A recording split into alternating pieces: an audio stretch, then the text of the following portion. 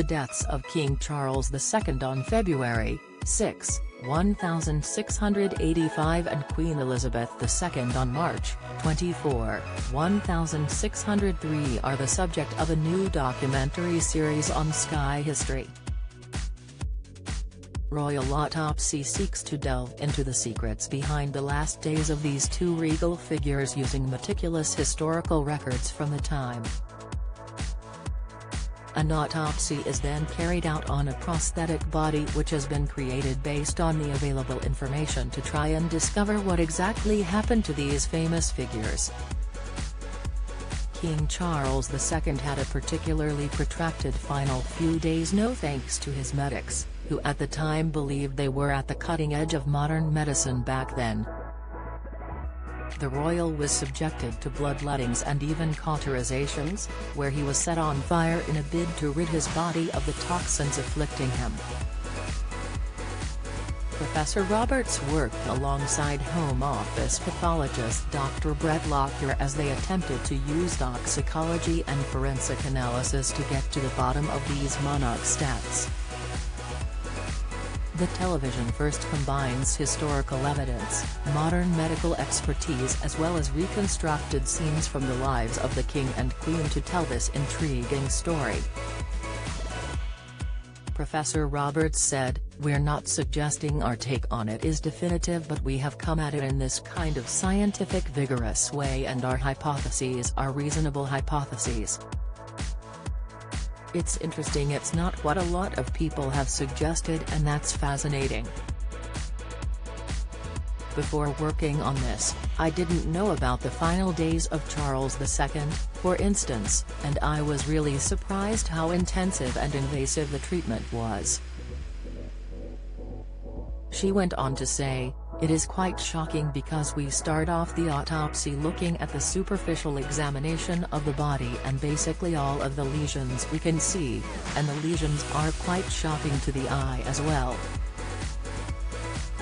The academic continued, "They are not due to an illness, they are caused by his doctors. They were doing their best within the idea of medicine at the time. But essentially everything they were doing was just adding to his suffering, and I ended up feeling terribly sorry for him." She added, "He couldn't die peacefully because he had his doctors attacking him."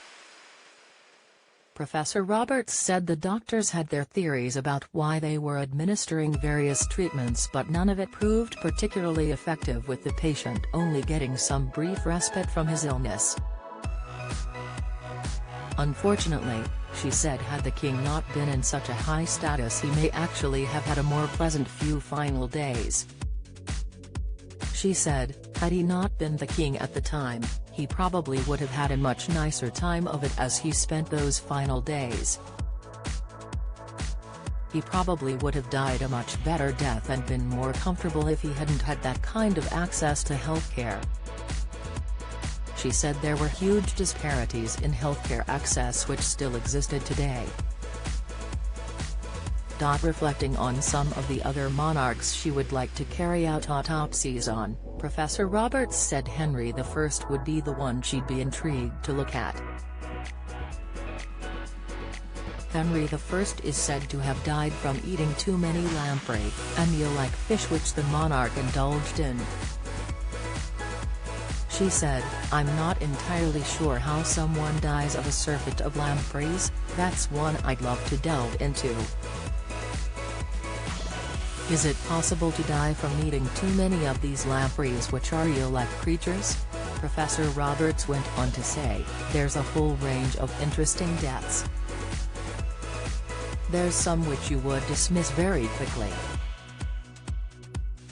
You've got to cut your cloth to where you've actually got that reasonable documentary evidence that you can go back to and bring a pathologist high to bear on that." Royal Autopsy is available to watch on Sky History now.